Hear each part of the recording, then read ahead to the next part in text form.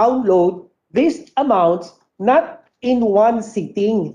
We actually downloaded this covering or spanning almost 1 year. And we have the documents to submit to the committee. Ano yung schedule of the agency procurement request that we downloaded to the PSDBM together with the amounts and quantities, the technical specifications, etc. Kompleto po yan.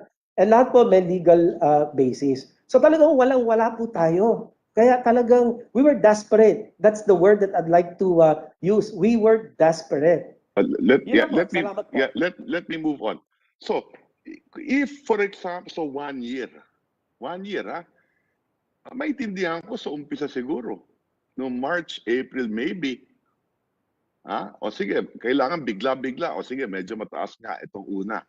Pero yung succeeding, mas mura na dapat. No? Pangalawa, palagay ko naman, hindi rocket science to produce these PPEs. Kayang-kaya na natin i-produce yan. If we cannot even produce PPEs, what else can we produce? What else? Dito sa Batangas, nakaka-produce tayo dito ng mga high-quality semiconductors din eh. And we cannot produce PPEs moving forward. Di ba? What is the policy today? Shouldn't we produce some of this locally at least? Shouldn't we have our own stockpiling of this? Many countries do that right now. Mr. Chairman, let me just give my rejoinder. Yung policy naman po ay ang mga local manufacturing companies, they can. Nobody is stopping them. They're being supported naman and nakapaggawa nga sila. In fact, nakasama nga sila sa suppliers list, no? Is testament to that policy. Na they're all welcome to locally manufacture.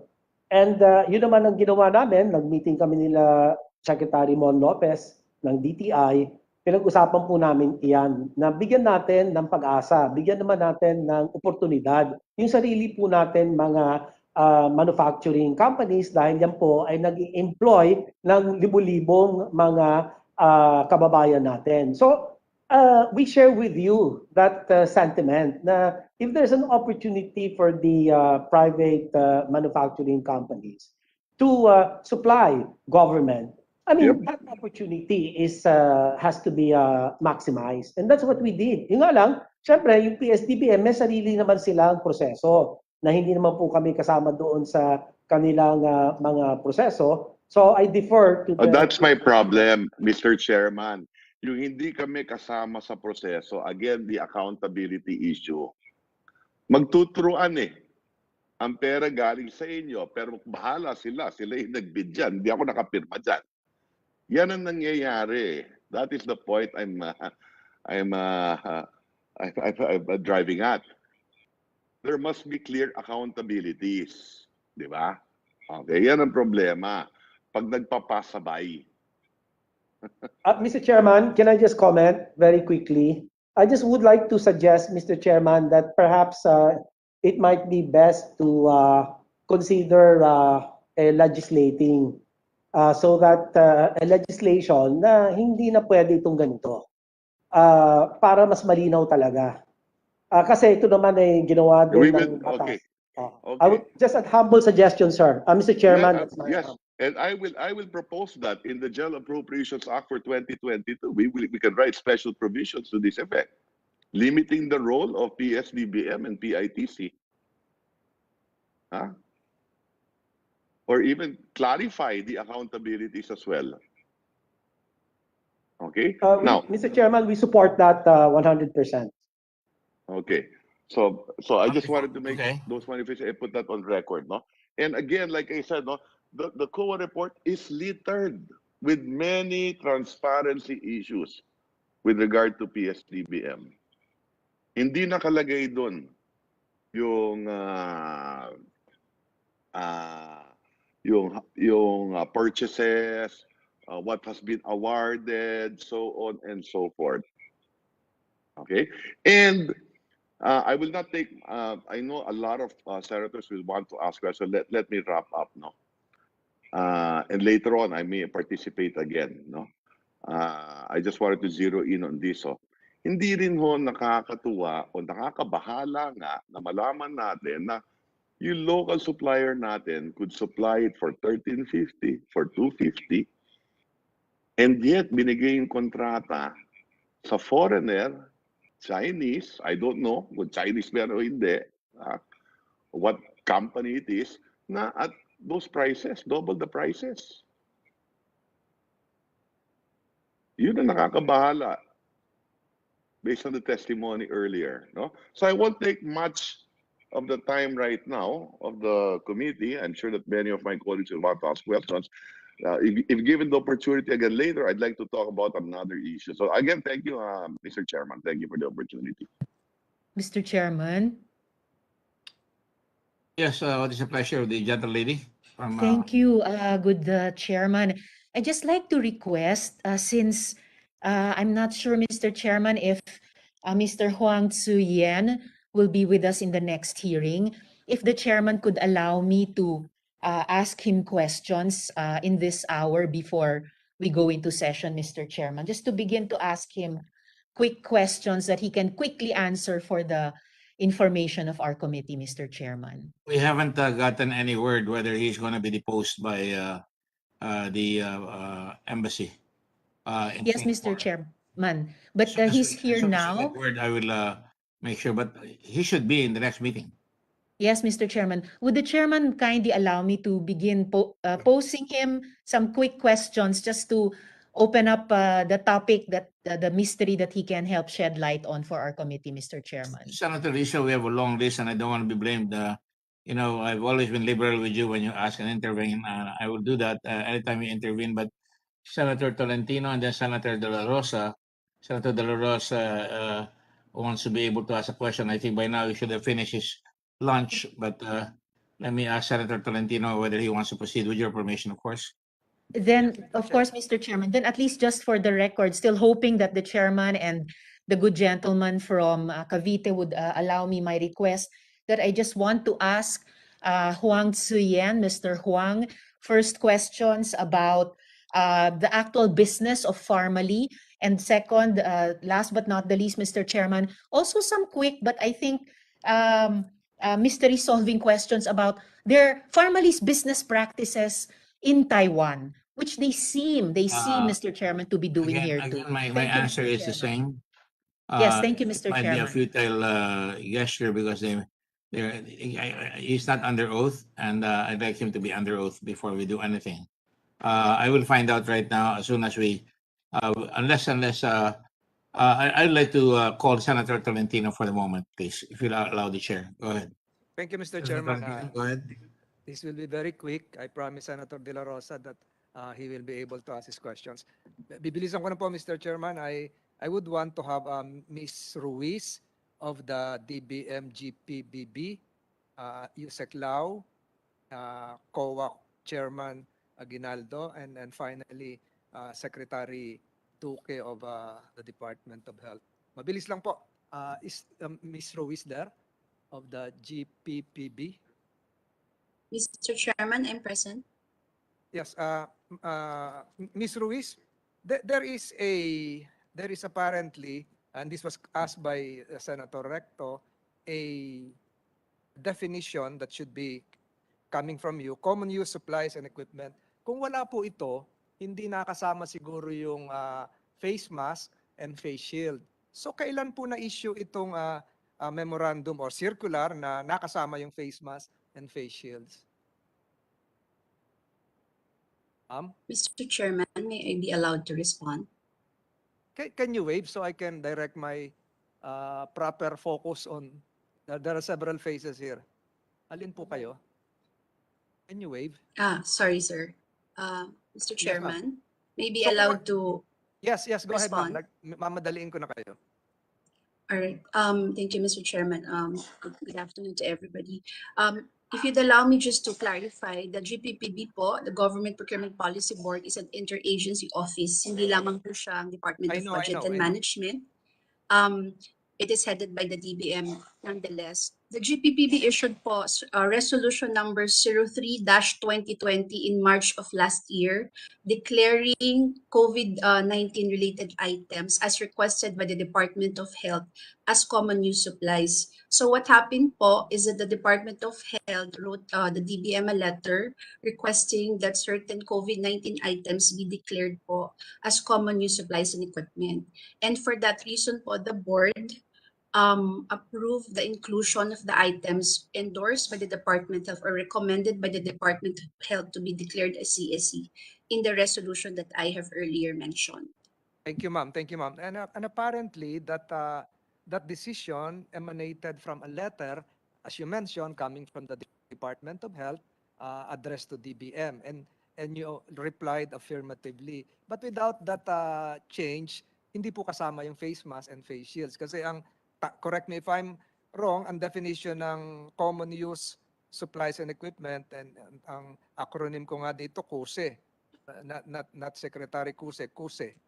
Common use supplies and equipment refers to goods, materials that are used in the day-to-day operations of the agency utilizing public funds, etc., etc. So kung hindi, ang common reference po dito yung mga eraser, ballpen, pencil, bond paper, but because of the pandemic, talagang common use, kailangan talaga yung face mask at saka yung face shield. So kaya po sila napasama. Tama po ba yon?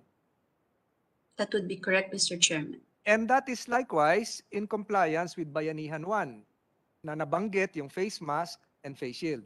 Tama po ba yun, ma'am? May I be clarified, Mr. Chairman, of Sino the ba yung nauna question? dito? Sino yung nauna?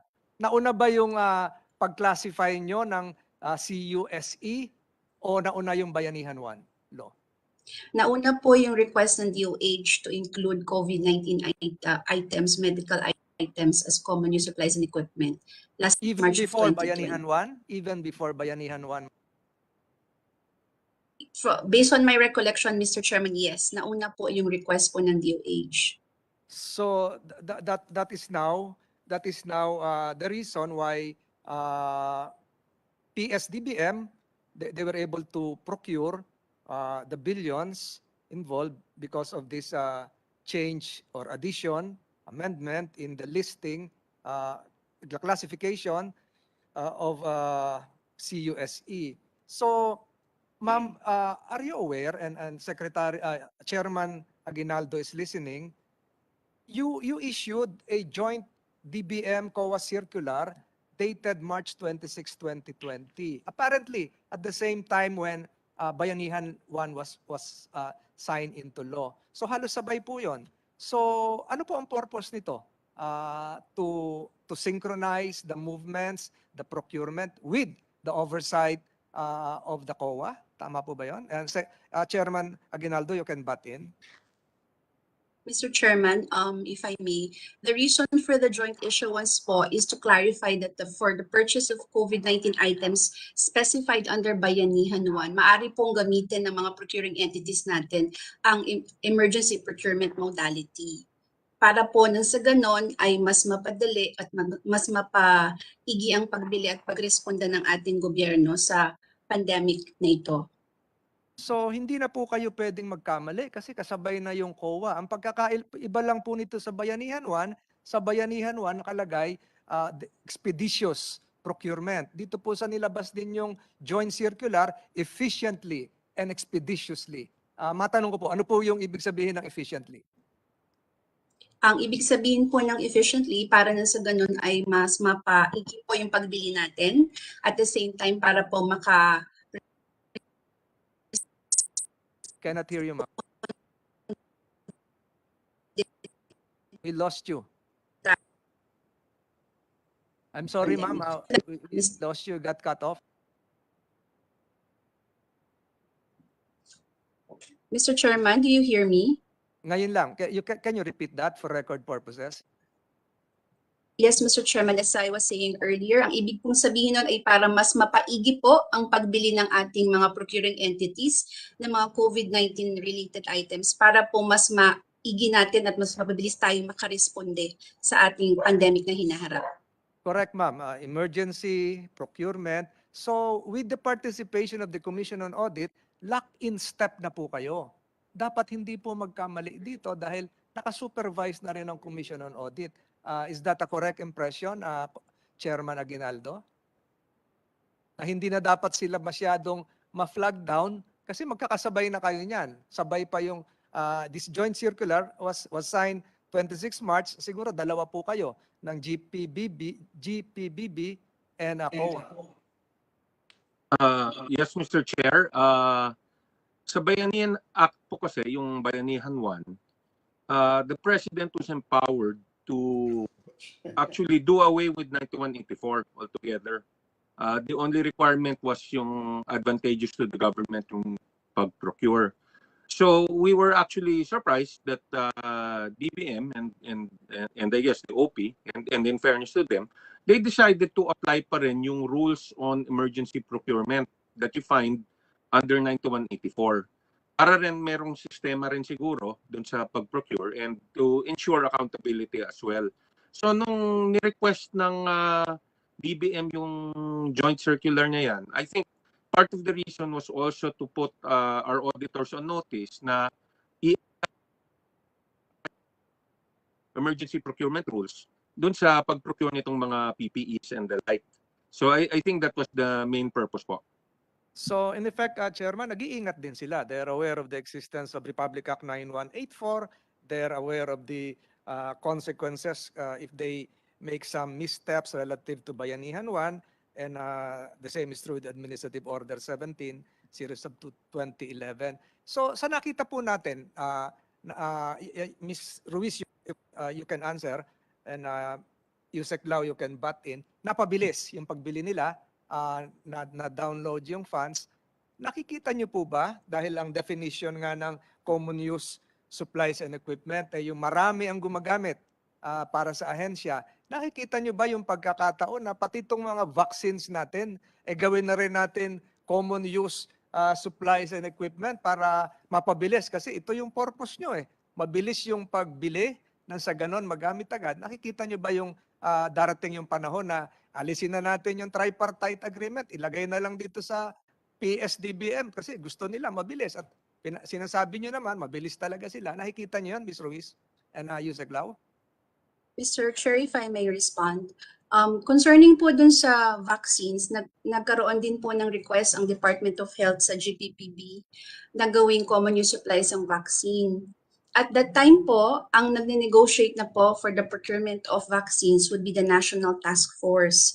Kaya po nung nakuha namin yung letter from the DOH requesting for that, ay humiho kami ng clarification sa kanila kung ano po ang magiging role ng procurement service.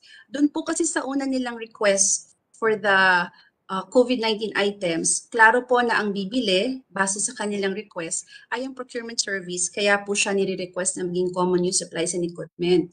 However, on the other hand po, yung pong vaccine kasi, at the time po that the request was made, the vaccines were already being negotiated by the National Task Force. So aware po kami na meron na pong entity, which is the National Task Force, base po doon sa mga press release na nakikita namin at the time, na siya po ang nag-negotiate for the eventual procurement at nag-enter po ng mga tripartite agreement. Kaya po namin tina-clarify lamang kung ano po ang magiging role ng procurement service kasi hindi naman po sila ang bibili. In this case po kasi, as you've noted, iikot po kasi yung proseso.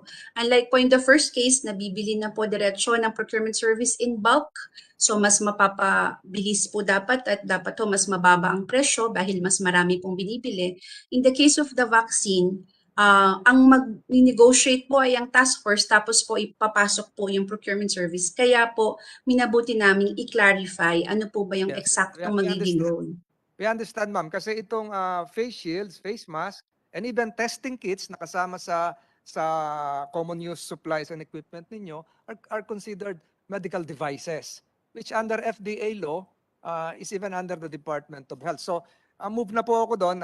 Si Secretary Duque, papayag po ba kayo na mapunta sa PSDBM ang purchasing, ang procurement ng vaccines? Briefly, isang tanong pa ako sa kay Yusek Lau before I turn this over to Senator Bato de la Rosa. Secretary Duque? Meron na kasi tayo ngayon nakatalaga na proseso at Yes. maayos So, naman. we stick with that. We stick with that. Siguro Yes. sa inyo. Kasi yung Oho. iba nababagalan siguro sa pag-procure, lalo yung mga local government units. So nakita ko lang na ito yung pagkakataon na baka pwedeng isama dito sa common use supplies and equipment category na kung papayag kayo, wala pa tayo nakitang other justifiable reasons except that there is now an existing practice. But the practice before, face masks and face shields were not included in the CE common use supplies and equipment. So, in short, hindi kayo payag. Last two questions ako kay Yusek Lau. Yusek Lau, are you still there? Still present, Mr. Chairman. Yusek Lau, nung tinanggap niyo po itong mga papeles ng Pharmaly, pumasok ba sa isip niyo na kahit walang requirement ang batas, dapat niyong hingin? Halimbawa po, hingin yung mga datos tungkol sa financial capability ng Pharmaly. Pumasok ba sa isip niyo yun? As an extra precaution po, it has been made a standard for our team to request certain documents, even if it's not required by Bayanihan 1, like the ITR, mayor's permit, omnibus sworn statement, and the compliance with the technical specification that we are actually items that we are procuring. So Pag satisfied na kayo, okay na sa inyo. Kahit lumalabas ngayon na medyo mababa yung capitalization. Requirement ba na kailangan mataas din yung capitalization? Under Bayanihan 1 and under RA 9184, it is not required, Mr. Chairman. However, You're a lawyer, Yusek Lau. There is such a principle in civil law, caveat emptor. Let the buyer beware. So, yes, hindi ba tayo nag-take ng konting precaution? Alamin, qualified ba to or sufficiente na yung natanggap mong datos? two things, Mr. Chairman. One, we ask for documents which is not required by law as a measure of diligence. Second point, we took additional precaution despite having these documents already on our hand. We also made sure to protect the interest of the Philippine government's money. We did not make advance payment when we procured this item. So under Bayanihan 1, we can actually pay in full, pay in advance, but we were so cautious that we added several measures in our practice to make sure na protected ang government. And they, like this one, Pharmaly, and other, hindi lang kasi sila, other local suppliers, we did not make advance payment. That is very crucial. Kasi in other contracts in the government, kasi when you put, di ba, down payment ng mga bidding kahit saan, kahit sa DPWH, meron silang AAA, quadruple A, nagbabayad ng 15% down payment, yun biglang nawawala kahit pa may office, may capital, may AAA license. So during the time, emergency, we were very cautious that that is a possibility na pag nagbayad kami, baka mawala ang pera. So what we did is, we don't give down payment. You deliver first. After you deliver, we inspect first. After we inspect, we ask the end user entity, which is the DOH, to accept it first. Pag na-comply nila ng tatlo, pag na-comply nila etong tatlo, saka kami magbabayad. So with that, Yusek Lau, if I may abruptly interrupt you, lahat ba ito na-deliver naman? Na-inspect naman? Yes. Kanina I heard the word quality. Was there a quality inspection done yes. in accordance Yes, with existing procedures? Yes po, we have standard one, we have the quantity inspection, inibilang namin quantity. We also have the standards of quality. We also use yung mga testing requirements na required by law. And in fact, DOH does the test and inspection together with DSDBM jointly. I think, alam nyo naman, during that time, we were able to deliver those items through Secretary Dalvez and NTF, IATF to the doctors and the nurses. And we were so happy last year that they had a positive review and response to the use of the items that was procured by DOH through PSDPM. Last question, Yusek Lau, alam ko lawyer ka, there is also such a thing, a principle as piercing the veil of corporate fiction. So kung hindi nyo trabaho na alamin kung sino yung mga incorporators, hindi karagdagan trabaho na yan, were there steps taken and siguro looking forward, baka mag-propose na lang ako ng amendments na dapat magkaroon din kayo ng rating. Sino yung mga na-blacklist, sino yung 3-star, 2-star. So, nagawa niyo pa to na taking steps beyond your functions. Ni-review nyo kung sino yung mga incorporators nito, nasaan sila. Kasi nabalitaan ko, yung iba hindi makita yung address. Meron tayo ngayong kaharap nasa Singapore. So, nagawa niyo ba yan? Under Bayanihan 1, Mr. Chairman, during that time, it was not required by law, so we did not do it. However, we asked for basic requirements like the mayor's permit and yung ITR nila as proof of their existence and operations like the omnibus sworn statement. We took it on face value because these documents were issued by government agencies as well. As to what are behind those documents, wala na po kami oras and hindi po kasi siya required ng batas. Because of the emergency. Because of the Yes, po. emergency. Yes, So, you complied what is being asked of you by existing regulations, bayanihan law. Ang nakikita ko rito po, Mr. Chairman, gaya po ng yung hindi ko po pagkagusto sa ilang mga implementing rules, siguro dapat tingnan din natin, hindi lang ang ilang ahensya, minsan nababago yung implementing rules, not in compliance with the existing law. So, Mr. Chairman, I have no further questions. I yield the floor to my seatmate here, Senator De La Rosa. Maraming salamat sa Yusek Lau, Ms. Ruiz, Chairman Aguinaldo, and Secretary Duque for your candid and honest responses. Mr. Chairman, just a quick manifestation, very quick, Mr. President. Mr. Chairman. Go ahead, Senator Pagdinig, very quickly. Just to place on record, Mr. Chairman, the earlier answers of Mr. Lau, he said that we were very cautious, and this is a 180-degree turn from his previous manifestation that perhaps there was a possibility that there was negligence on their part. Just for the record, Mr. President, nagbabago yung storya. Mr. Chairman, in response, we just like to state that That is already taken cognizant of by the chair and by the committee. Last time he said he may have been negligent or words to that effect. And today they were overly cautious. Go ahead. Let me call Senator De La Rosa, please. Thank you, Mr. Chairman.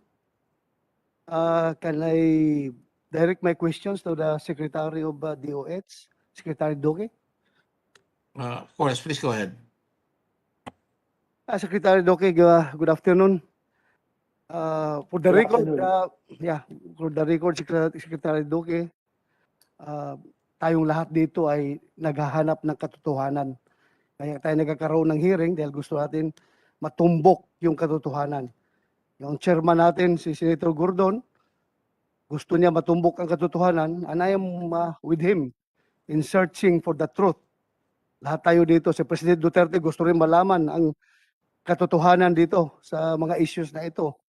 Kaya wala akong pakialam kahit na sabihin ninyong ako'y kaalyado ni President Duterte at ikaw ay very close kay President Duterte.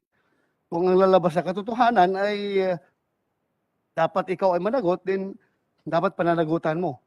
Pero kung ang lalabas na katotohanan naman ay you are wrongly accused or you are wrongly crucified, andito rin ako para dumipinsa sa'yo. Basta sa atin lang yung katotohanan. In fact, Secretary Duque, for the record, I was one of the senators who signed the resolution for urging you to resign from DOH during the initial stage of the pandemic, because I was very much dismayed with your initial response to the contact tracing of the two Wuhan couple, yung mag-asawa, first COVID cases dito sa Pilipinas. So, for the record lang, Secretary Duque.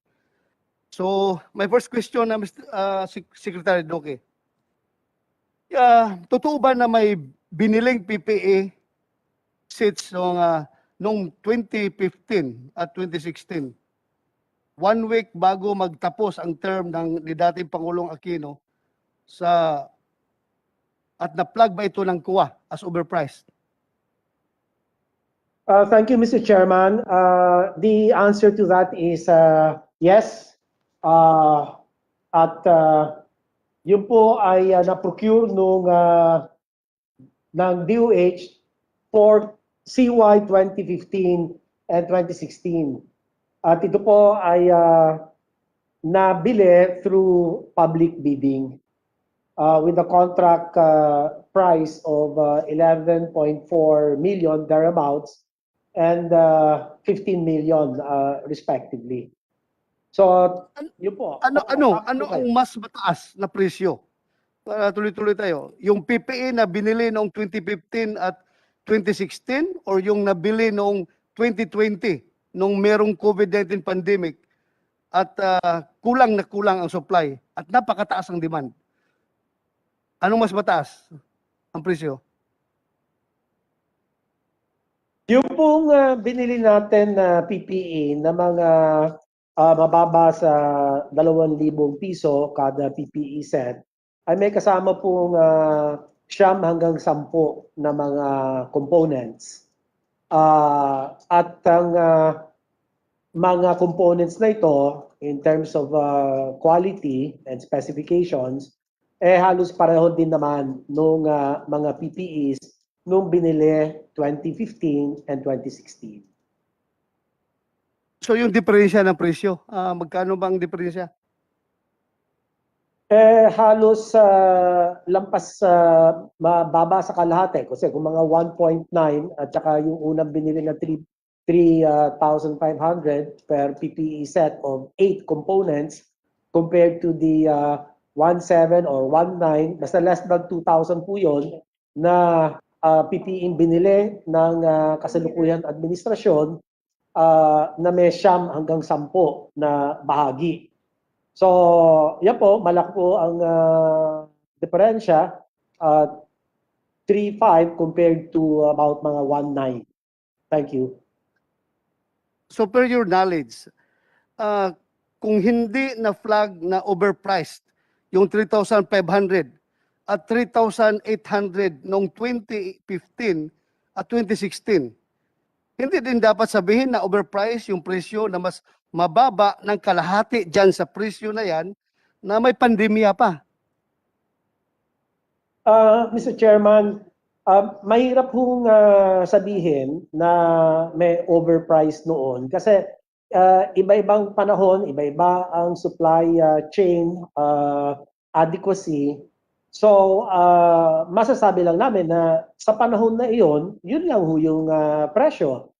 At kung ito ba ay overpriced, ay kinakailangan magkaroon kami ng ebidensya para sabihin na ito nga ay overpriced at bukod doon, ang COA, wala din naman silang findings.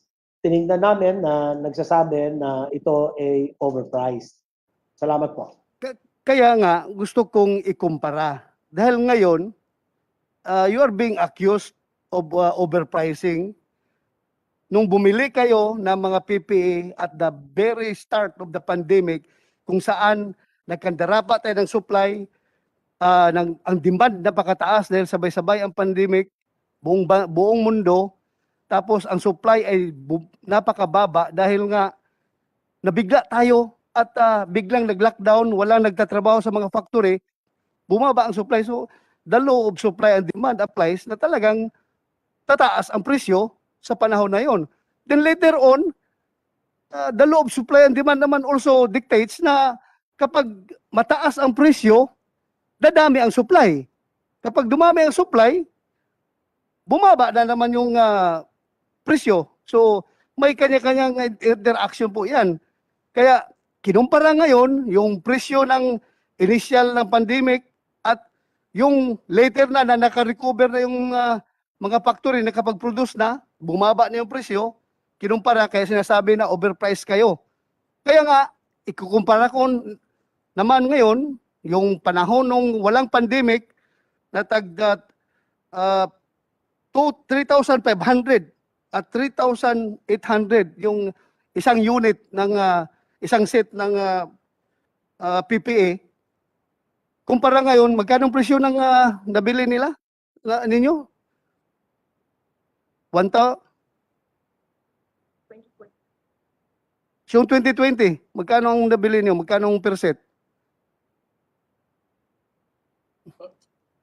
Ang price range po na nabili is about 1,470 to about 1,980 So, pesos per PPE set. So talagang di hamak na mas mababa ang presyong ito kumpara doon sa presyo nung kanilang binili noong 2015 and 2016. Yun nga, napakalaki ng diferensya. But anyway, gusto ko lang maklaro yan, ma-sit natin yan, ma-establish natin sa committee na ito. Yung sabi mo kanina, 8 pieces lang yung sa 2015 at 2016. Itong 2020, na mas mababa ang presyo, 9 na pieces or 10 pieces. Anong diferensya doon? Anong piece lacking doon sa 2015 at 2016? Yung pong sa 2015 and 2016 procurement ay hindi po kasama ang face shield at saka apron. So yun po ang diferensya. 10 ang components nung binili ng kasalukuyang administrasyon kumpara doon sa nakaraan 2015, 2016 na 8 ang components. At wala nga doon yung face shield and apron. Excuse me, with the permission of Senator De La Rosa, magulang galang lang po. Yes, sir. May announce lang po si Senate President Soto. Senator President Soto is recognized. Thank you, Mr. Chairman. Considering the importance of the hearing being conducted, and I know that that there are time constraints, I will convene the session at 4 p.m. So you can go on with your hearing, Chairman, Senator Gordon, and then perhaps just a point or two after Senator De La Rosa, if you don't mind. Yes, sir. The Senate President is always ready, will always be recognized in spite of the line. Thank you, Mr. Senate President. Attorney De La Rosa, may continue. Just kidding. MA lang, sir, MA. Kung sa Bisaya, murag attorney. Murag attorney. Murag attorney sa Bisaya, MA. Kadyot lang. Thank you, sir. Thank you. Thank you. So, if I may continue, Mr. Chairman, to Please go ahead. Secretary Duque. So, kung yung binili nung 2015 and 2016 ay 8-piece set. 8-piece set lang 8. Tapos, yung binili nung 2020 ay 9-piece set. 9. Tapos, mas mura pa yung 9-piece set sa 8-piece set. Tapos, meron pang pandemya nitong 2020 at kulang ang supply. Siguro, hindi pwedeng sabihin na merong overprice noong 2020 dahil noong 2015 at 2016 walang sinabing overprice. Again, your own opinion lang. Hindi ka naman kuha pero opinion mo lang. Tama po kayo, Honorable Senator Bato, Mr. Chairman. Kanya kinakailangan talaga ay humantong sa tinatawag natin apples to apples comparison. So yun ang tinitingnan natin at yun po ang aantayin ko na resulta ng pagsusuri. Kung ano ba, baka kasi may mga ibang katangian na andun sa isa, wala naman dun sa isa. At kagaya nga ngayon, itong sinasabi natin, may dalawang bahagi o components na wala doon sa procurement ng PPEs in 2015 and 2016, pero andito ngayon doon sa atin mas mababang presyo na binili yung face shield and face mask nakasama. Kaya naging 10 ang bahagi o components.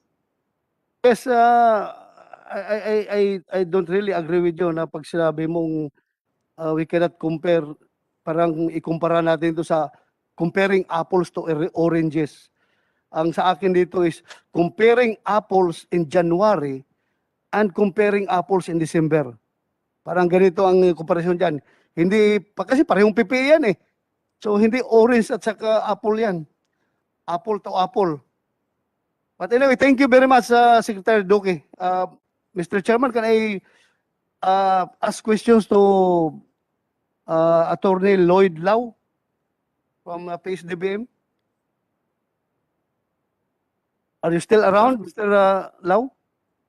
Yes, Mr. Chairman, still allowed, Mr. Chairman. Thank you. Thank you, Mr. Lau.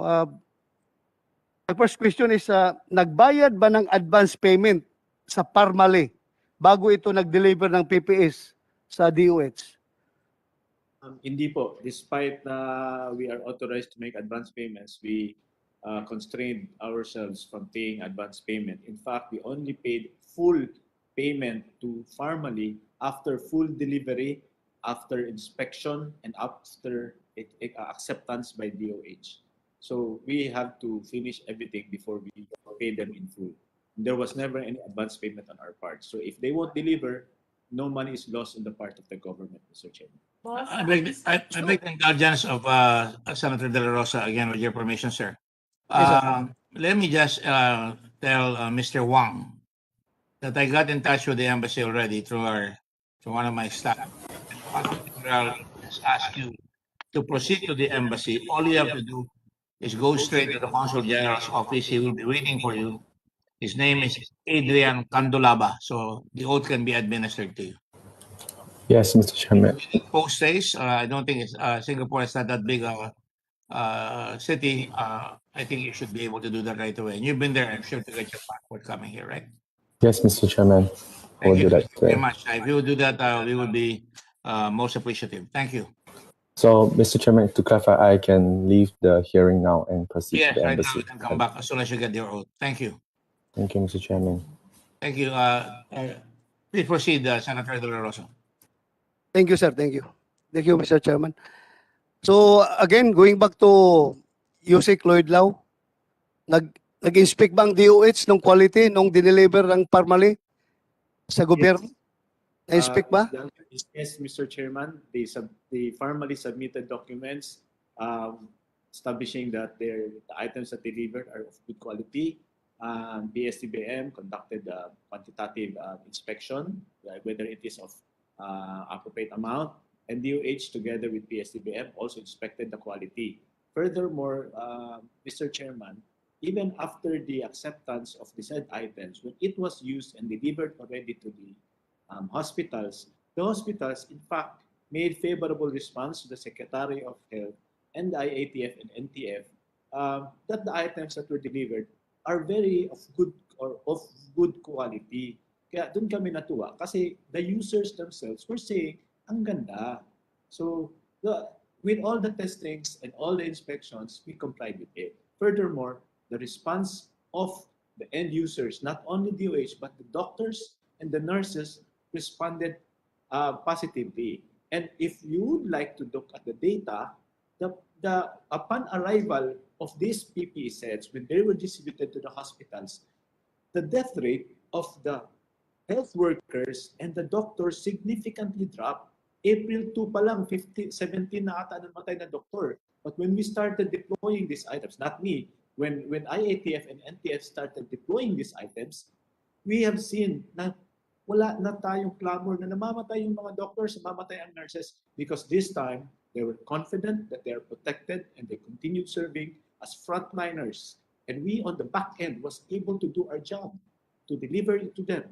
IATF was able to bring it to their hospitals. And with this chain of work by all coordination of all government agencies led to the success of everything. It all started even when Congress passed the law allocating budget.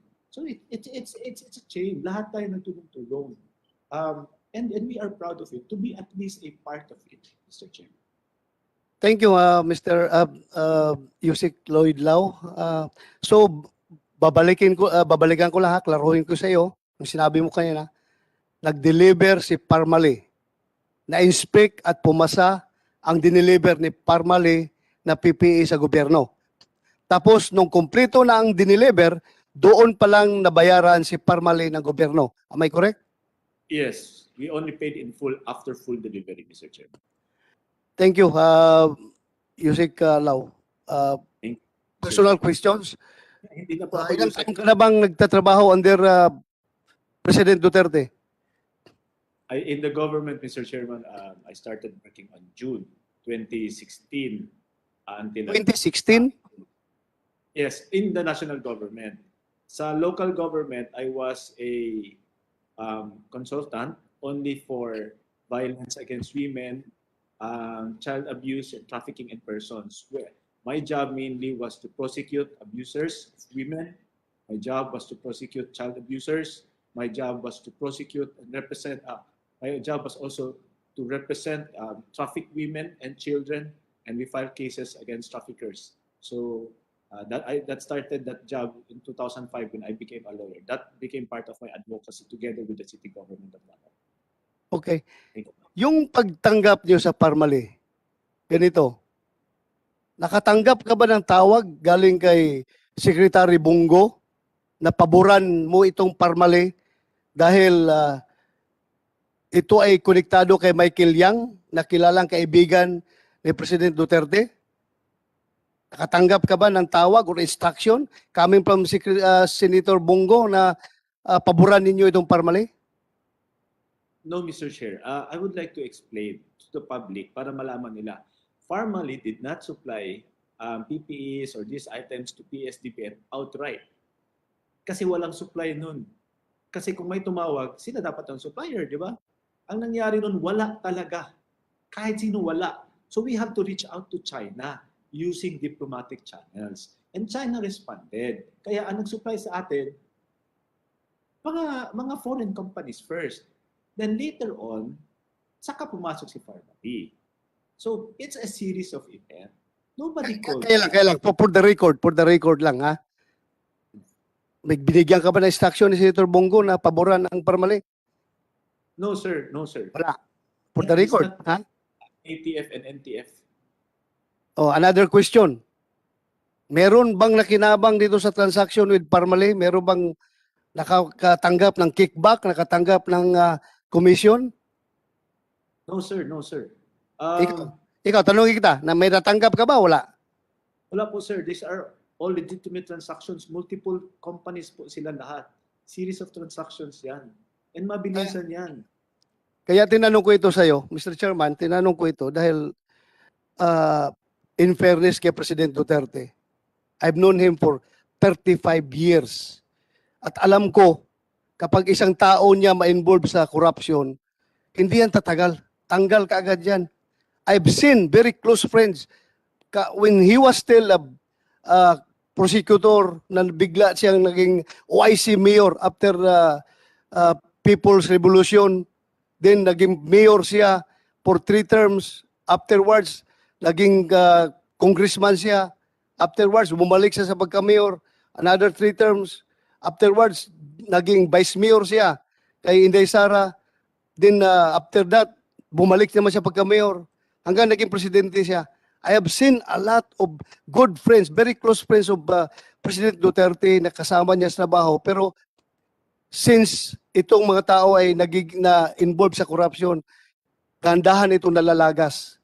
And also, in fairness to Senator Bongo, kahit sabihin natin na siya ay isang dakilang alalay lang, kahit senador na siya ngayon, in fairness sa kanya, hindi yan tatagal sa tagiliran ng ating Pangulo kung yan ay gumagawa ng kalukuhan. Dahil alam ko si President Duterte, hindi talaga yan papayag na magkakaroon ng corruption. Kaya kayo, Yusek Lau, I am advising you, bago ka pa lang dyan sa serbisyo dito sa ating Pangulo, ayusin yung trabaho ninyo dahil lahat ng pagkakamali ninyo, hindi man kayo na-involve ng corruption, kung ma-involve kayo ng incompetence, ang latay niyan, ang tama dyan kay Pangulo pa rin. Kaya ayusin yung trabaho ninyo. Hindi ako 141. VP lang tinatanong ko dahil yun ang tinatanong ni Senator. Mr. Chairman. Mr. Chairman, I'd like to address this to my good friend Senator Bato. How can I snub you when you are so sincere? All right. Thank you, sir. Thank you, sir. Thank you, sir. Thank you. Ms. Nemi. I will not. I cannot forget your lessons taught to me that it doesn't mean that I disagree with you. I don't like you. Of course. Yun ang hindi ko makakalimutan talaga, sir. Thank you for that lesson. Salamat, Mr. Chairman. Thank you very much. I know your position. Thank you very much. Senator Soto is recognized with the permission of Senator Villanueva because. Very briefly. Go ahead, please. Thank you. Just Time. while Attorney Lau is still there. Attorney Lau. Yes, Mr. Chairman. Yes. Ilang PPE binili nyo? The total PPE says quantity is 2,517,000. The surgical face mask is 141. PPE lang tinatanong ko dahil yun ang tinatanong ni Senator De La Rosa. PPE Ilan sets ang is PPE binili nyo? Ha? 2,517,000 pieces. 2,517,000 517,000. pieces. Magkano? 4 billion. No. Sorry. I apologize. The total PPE sets quantity is 12,158,355.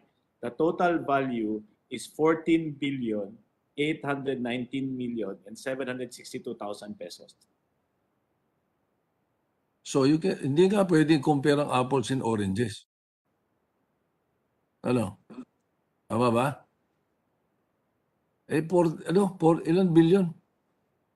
14.8 billion. 12 million pieces. Hindi pwedeng i-compare sa 15 million. Ano? But we Anyway. bought it in tranches, Mr. Chair. Anyway, ano? We bought it in tranches. Okay. Yeah. All right. Anyway, thank you for that.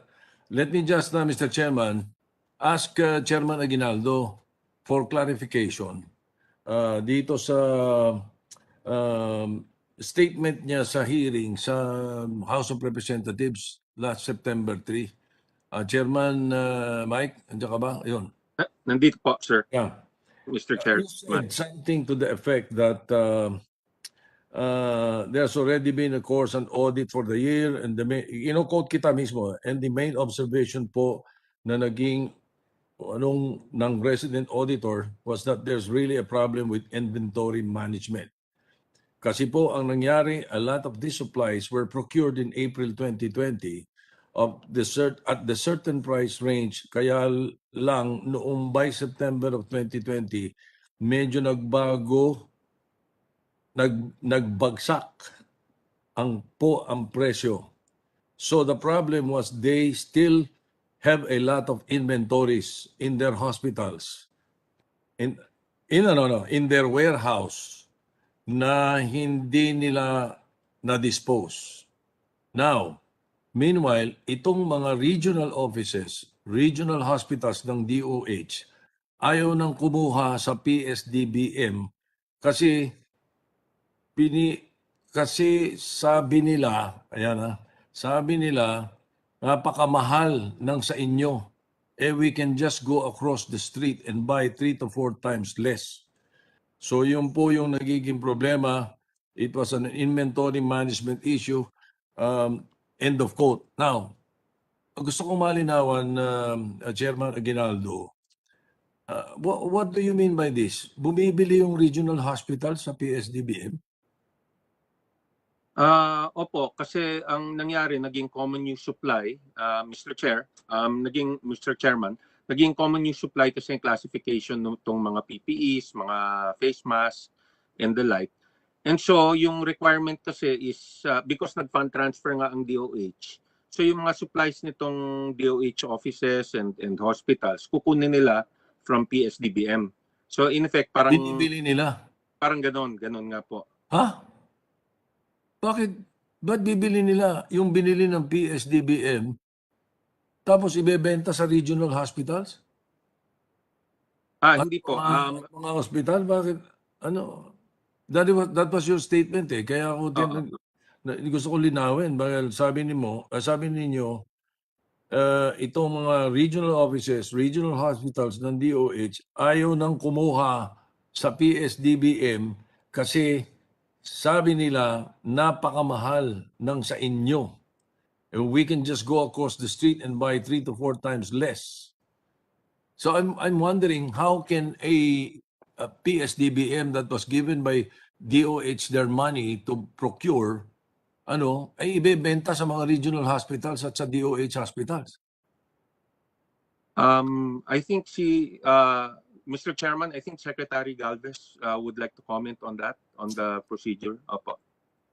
Sir, Mr. Chair, if I allowed to answer. Yes, go ahead. Sir, Mr. President, actually sir yung binabay ng PSDBM na yung ginawa ng APR ng DOH. Separate po 'yun sa mga binebenta kasi yun po naka-allocate na po 'yun sa 699. So ibig sabihin yung binenta na pinrocure po ng PSDBM, diretso po dinadala po 'yun sa warehouse ng AP Logcom kasi dalawa po yung warehouse natin doon na yun ang kinakargahan ng mga procurement natin directly from a PSDBM. And then also iba po 'yun. Ibig sabihin yung common use po na sinasabi po ni Coa Aguinaldo, separate items. So yung procurement po namin, separate din po 'yun kasi ang po niyan, immediately dinadala po namin kaagad doon sa hindi po binebenta yan. Libre po yan sa mga regional hospitals at private hospitals po sir.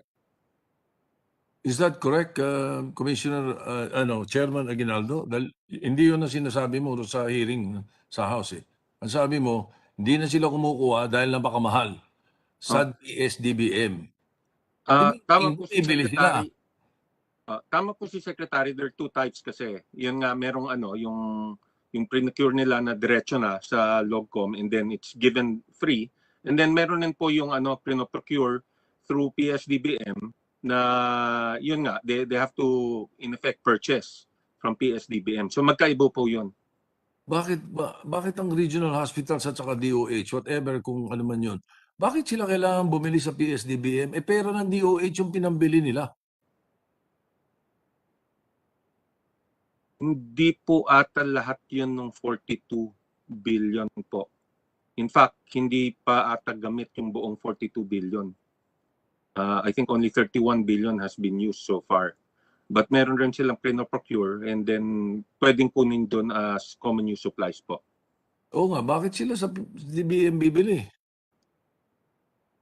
As PSDBM kasi po yung nagpro-procure ng mga as common use supplies po. Correct. Kung procure sila, ibibigay nila dapat ng libre sa DOH at sa mga regional hospitals. Bakit kailangan bumili sa kanila? Or kasabihin nyo pa, through them. Why? 42 billion nga yung nilipat Sabi nyo nga, hindi pa nga nag-alimit yung 42 billion.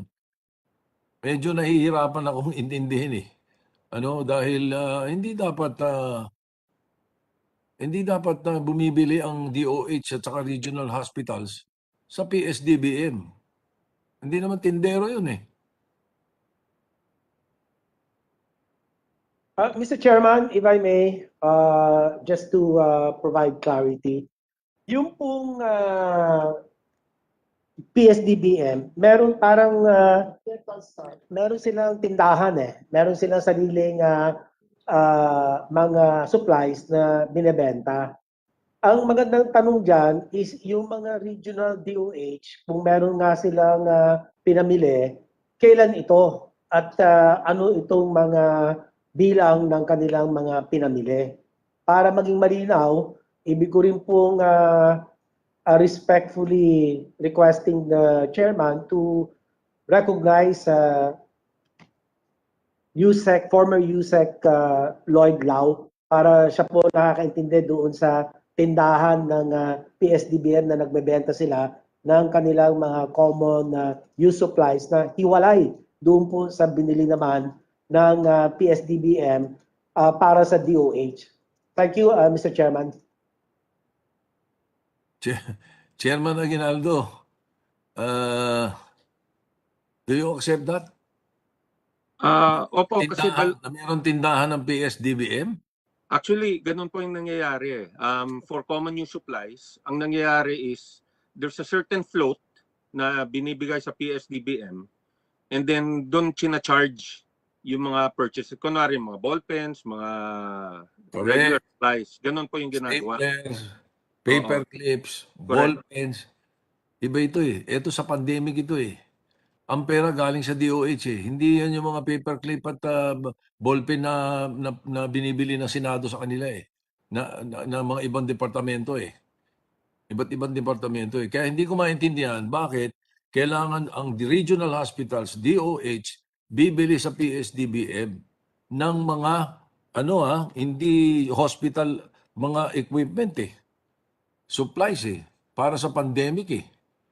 Yun ang hindi ko maintindihan. At ikaw ang nagsabi nito. Hindi ko naman mapapansin ito kung hindi mo sinabi ito sa hearing sa House of Representatives eh.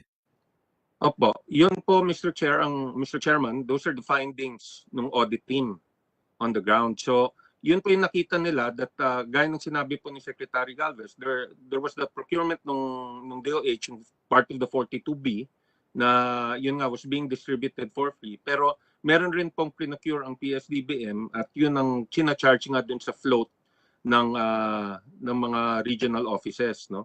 And yun yung parang nag-hesitate daw sila kasi nga ang laki na nung price difference dating nung September, no? Nung una hindi naman po ganon. But come September, medyo malaking price difference. So they were also being cautious with yung kanilang finances, no? Kasi nga mas mura nila makakuha sa labas.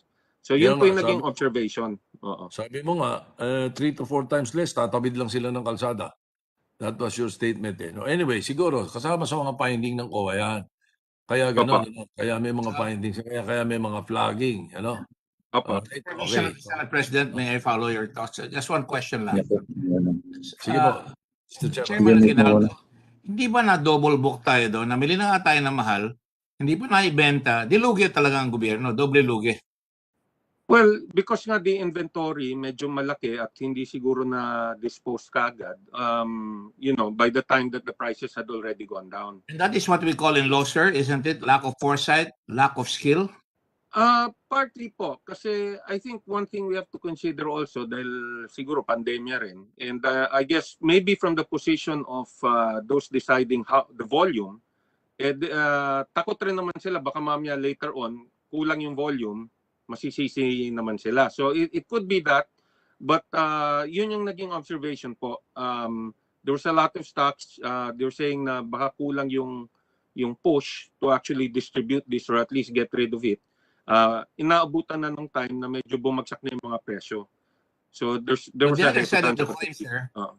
But the other side of the coin, and this is my last comment, the other side of the coin is that it is carte blanche trying that they could use to take advantage of the situation. Mahal, kaya marami namin binili.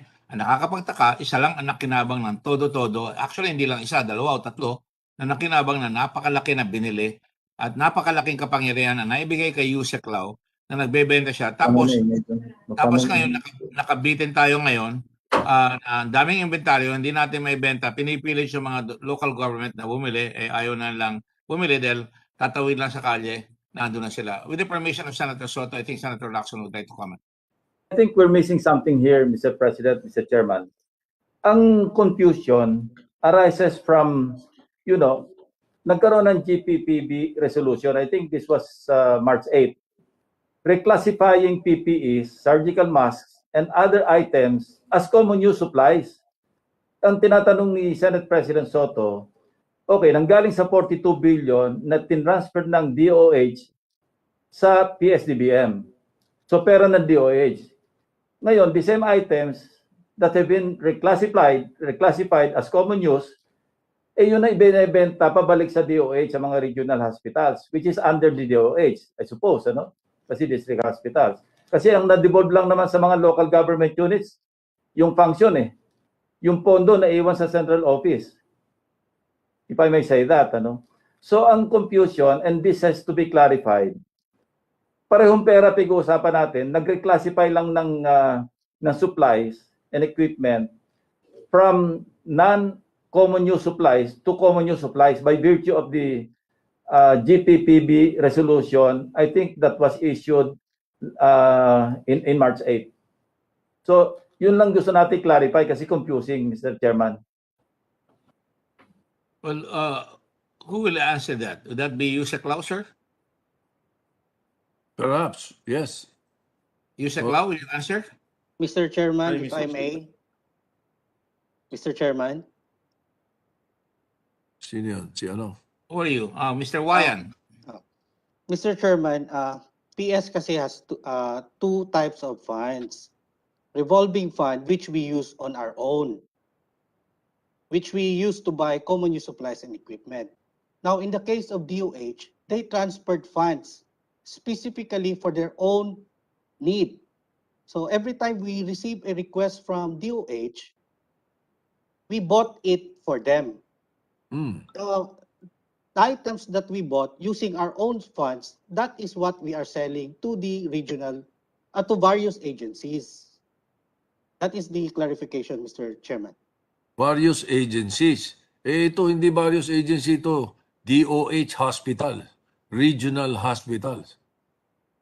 Ito pera nila yun. Mr. Chairman, we bought surgical masks considered as PS tax. One of which is the contract of EMS. At that time, it was priced at 1350.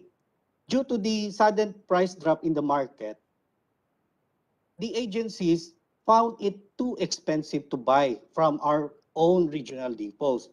That is why the deliveries of EMS were put on hold sometime in November, if I'm not mistaken. Deliveries of what? And when EMS participated in a public bidding last December, they submitted an offer at 2.35. That is why we invoked the clause in the contract with EMS, the right to match, considering that they participated in the December bidding offering surgical masks at 2.35. The original contract was lowered down from 1350 to 2.35.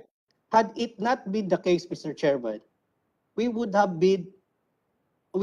an inventory of surgical masks at the price of 1350.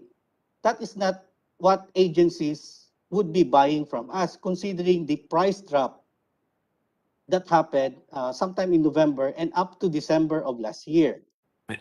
Mr. President, Mr. Chairman, we leave it to the wisdom of the Commission on Audit, no, to decipher what what is necessary at this point. No? But perhaps this could be one of the points of your Blue Ribbon Committee for a piece of legislation na dapat ayusin natin to. Aba, tayo rin may tindero. Yes, Mr. President. With all due respect, sir, let me just ask Mr. Wayan, because lumalabas ang nasisisi pa ngayon yung nagbid ng mababa. Yung nagbigay ng mababa, pinakamababa sa lahat, sila pa may kasalanan. Tataka kayo, bumili kayo, tapos yan, bababa namin, tapos hindi niyo mabenta. Ang totoo niyan, namili sila ng marami, masiba sila, akala nila, maloloko nila ang tao na bumili sila ng marami allegedly to protect the people. Nangyari, nasayang yung pera ng tao dahil ang dami-dami nilang binili, tapos ngayon ipipilit nila doon sa mga local hospitals ng DOH na bilhin yung kanilang produkto. Kaya nga sila sabi ko, double book Doble-doble ang tama.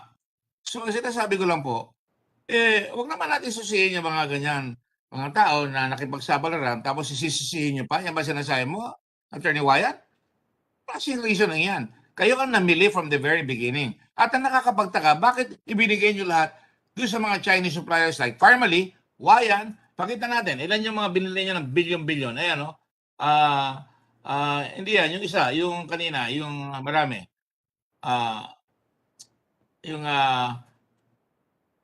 Ayan. Pati face shield. Yung face shield ba, binili niyo rin? Bumili rin kayong face shield? That is correct, Mr. Chairman. Kaya pala nyo pinipilit yung paggamit sa amin kahit sa buong mundo tayo lang gumagamit. Ang dami nyo kasi binili. Yan ang gusto kong tanongin, sir. Wala naman sinasabing WHO na bumili ng face shield. Wala naman at gumamit ng face shield. Sabagat ang face shield talaga, ginagamit ng mga surgeons sa hospital dahil pag natalsikan ng dugo, ayaw nila mangyari yan. Pero ilagay na natin, bibigay natin doon sa mga nasa COVID area. Nakalagay yung goggles sila. Usually goggles ang ginagamit, pero namili na kayo ng face shield. Hindi ganun karami ang bibili nyo. Pero binili nyo yung face shield na napakamahal. 120 pesos. Can you imagine? 127 pa. doon sa Parmalee. Pero pag tinignan niyo yung mga matataas nga, Husaw, yung Parmalee, 8.7 billion. Pagkatapos sa sumunod ay yung Suhaw, 1.898 billion. Nakakapagtaka. Pharmawealth, 1.7 billion. Hapid Erasmus, 892 million. Biosite, Medical Instruments, 779 million. I don't have to cite that. Daan-daan milyon ang laki ng kapangyarihan ng PSDBM. Tapos kayo, meron pa kayong ganang sisihing yung nakipagsapalaran ng Pilipinas samantalang lahat ng Chinese suppliers. Hindi naman ako xenophobic, Mr. President. Pero sinasabi, xenophobic rin ako, nakalagay the facts cannot be denied. Karamihan yan, Chinese companies, hindi natin napagbigyan at nakalagay sa batas natin, sa Bayanihan 2 na dapat preference should be given to local suppliers. Ayan po, babasahin ko sa inyo. Attorney Wayan, nakalagay, policy ng pamahalaan to give preference sa ating domestic bidders. Ayon sa IRR, number RA 9184, the procuring entity shall give preference to materials and supplies produced, made, and manufactured in the Philippines. Ibig sabihin, yung mga katulad nitong mga naglakas ng loob, dapat bigyan sila. Pero huwag nyo naman isisi. Kayo may kasalanan.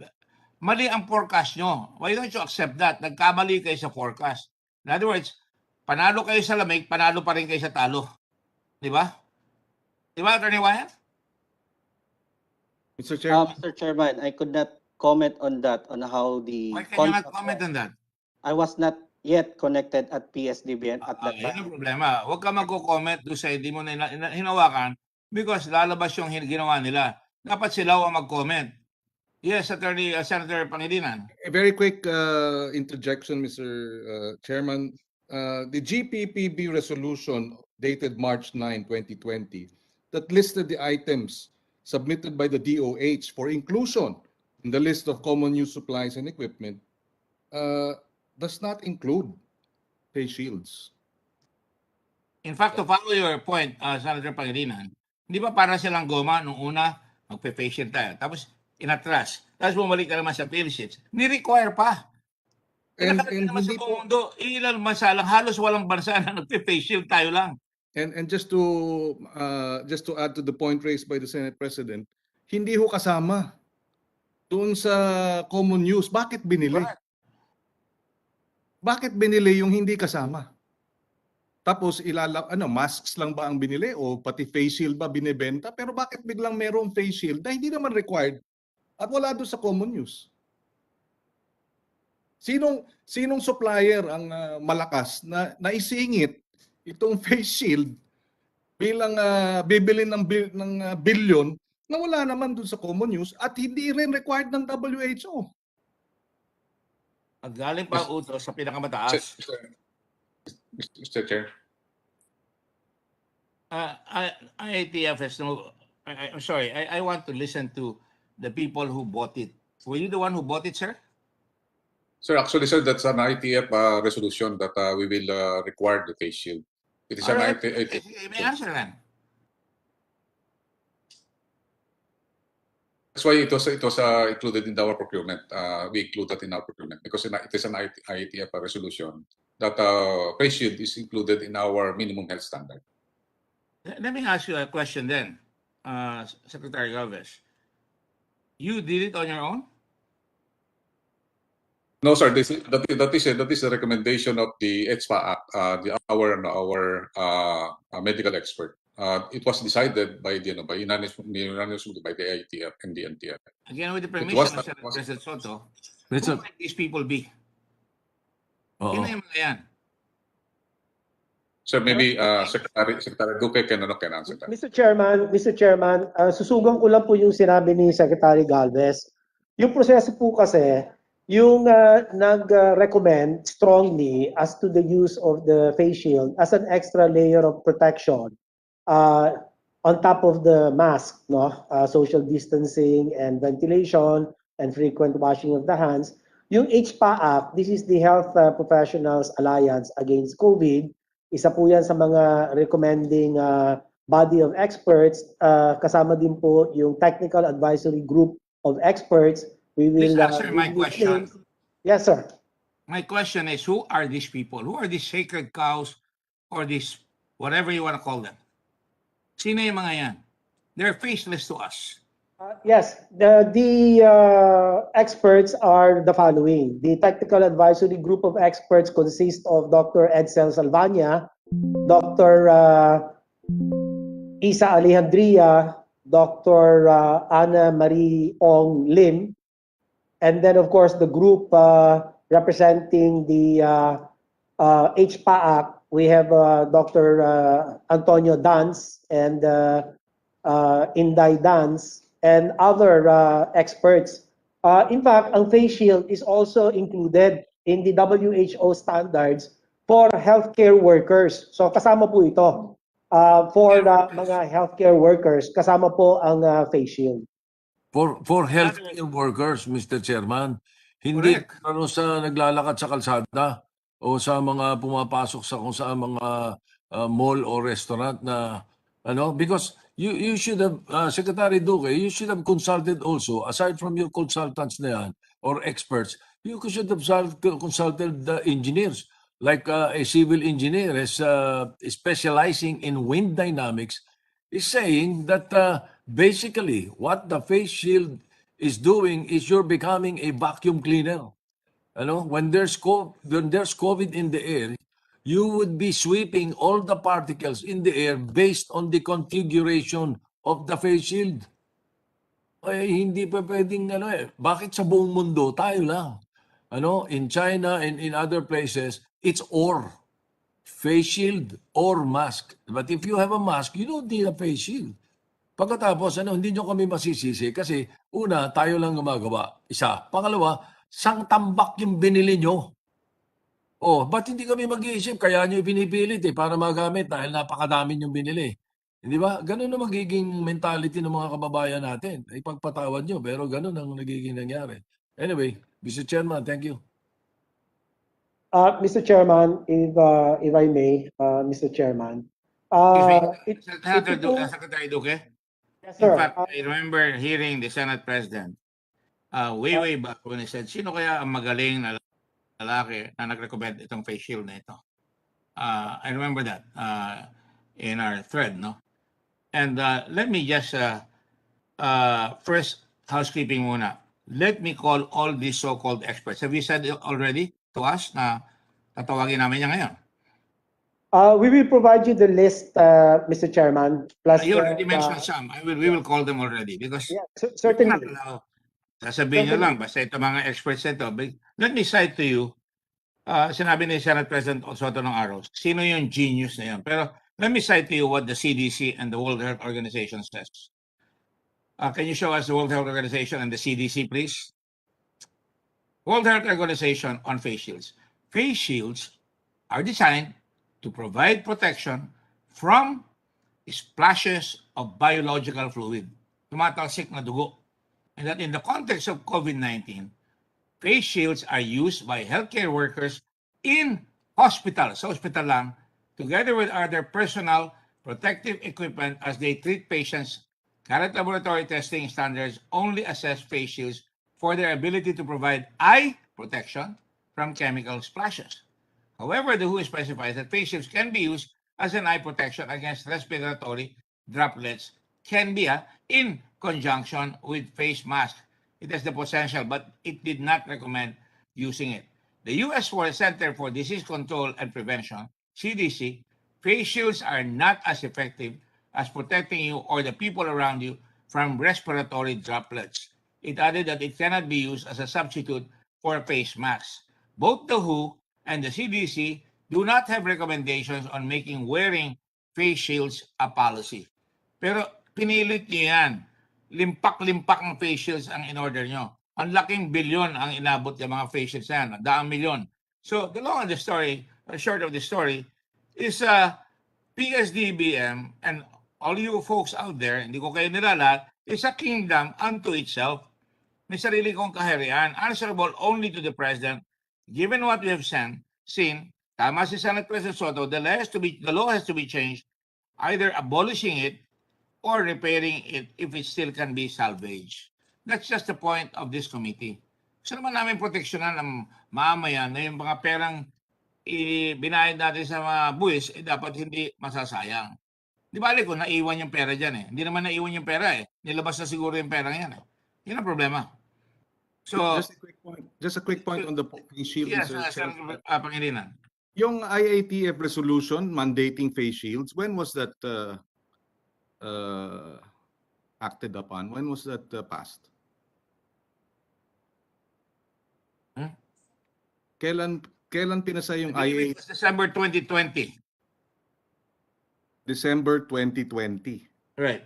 Pero binili yung face shields ng first quarter ng 2020, hindi ba? Yes, di ba parang rubber band yan, urong, sulong. Oh, so in other words, the mandate, Nakita malaki ang kikitahin. Palagi ko, hindi naman ako nagiging Reiteration. the mandate was required after the billions or a billion worth of face shields were bought. Mr. Chairman, yung mga face shields na binili, kasama po part of the PPEs. Yung IATF resolution, I'm having my staff check on this, Mr. Chairman. Meron po kasi noong December 14, 2020, IATF through resolution number 88 reiterated the use of face shields for all persons. So this is an IATF policy, Mr. Chairman.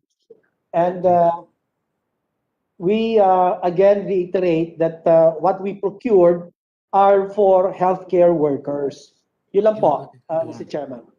Well, I just want to add here, that same order was retracted by PRRD on June 2021. Mr. Chairman, there was, you are right, there was a retraction by the President, but eventually, when the President had invited the technical advisory group of experts, the top experts said that for outdoors, it is not going to be mandatory. It's going to be permissible. But the President, this is during his Talk to the People program, had instructed that no, because of the variants that are happening, he wanted to make sure that there will be an extra layer of protection. And so he decided that the face shield ought to be used even outdoors. Thank you, Mr. Chairman. Mr. Chairman, I cannot accept that reasoning because the night that the President said, that wala yan, wala talagang pakinabang yan, alisin nyo na yan. Hindi? And I will tell DOH, he said so, o the following day. Di ba? Wala pang 48 hours. Mr. President, sinasabi ngayon, bumaliktad ng Presidente. After Secretary Duque said na after he consulted with these four, kung mga H-TAC o sino man sila, kailangan 48 hours nga yung swab para kausapin ng Presidente. Saan nila nakasausap? Nagpunta kagad sila sa Presidente the following day? Nag-Zoom po, Mr. Chairman, nag-Zoom meeting po. Zoom meeting po yung meeting and that's documented, Mr. Chairman. We will produce the transcript of the same, Mr. President. Kaya nga, they started convincing the President again. Dapat kami nakausap ng Presidente, hindi kayo. Yun ang tama dun eh. Well, yes. I rest my case, Mr. President. Can I have? Kung bakit hindi nire-require ng WHO at saka ng CDC tapos biglang i-require natin. Senator Delon is recognized. Yes. Thank you. Just a few questions on the Secretary.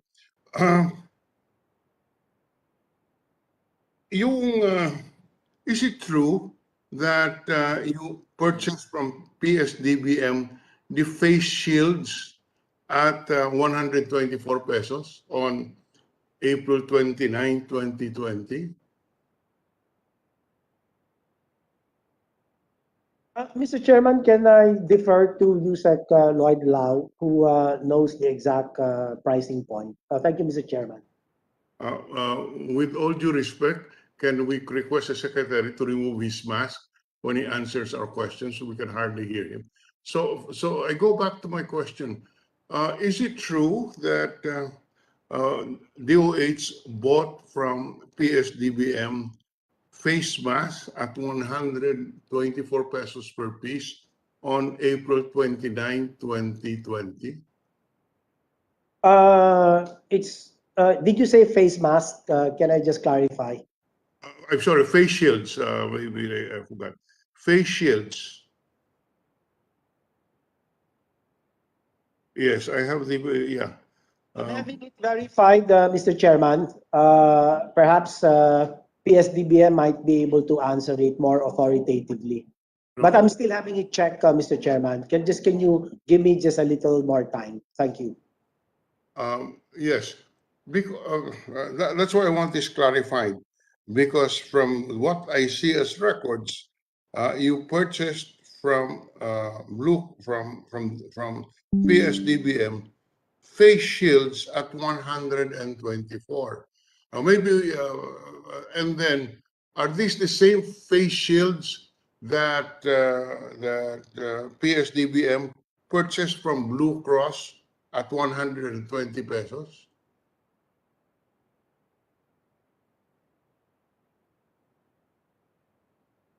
That's correct. Mr. Chairman, with all due respect, may I just ask the USEC Carol Taino to give a rejoinder to the question? Thank you, Mr. Chairman. USEC Carol Taino. Blue Cross. I could hardly. Anyway, what's the response? Is it, yeah? Is this true or not?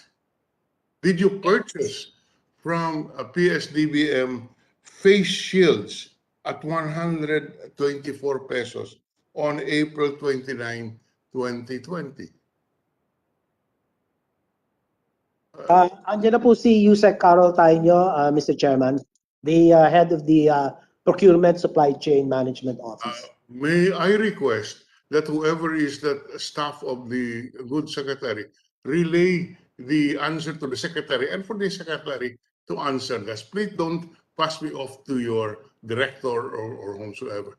Yes, you can consult your director as to whether the statement I am making is correct or not.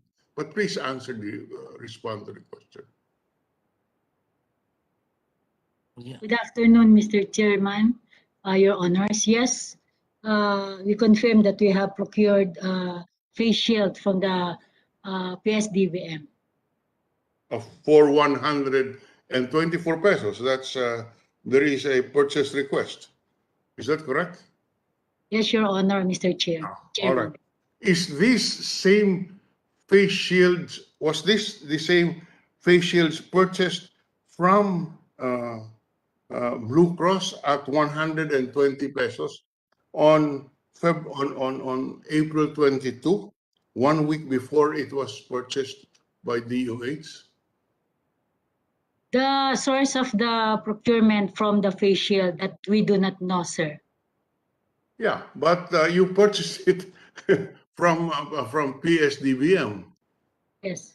Is Through that the correct? virtual store. Yes, sir. Opo. And the inventory at that time came from Blue Cross, which the PSDBM purchased at 120. Okay, now I'll go to my question now. Mr. Secretary, when you moved 42 billion to PSDBM, was it to replenish or was it to purchase the inventory of face shields, face masks, etc.?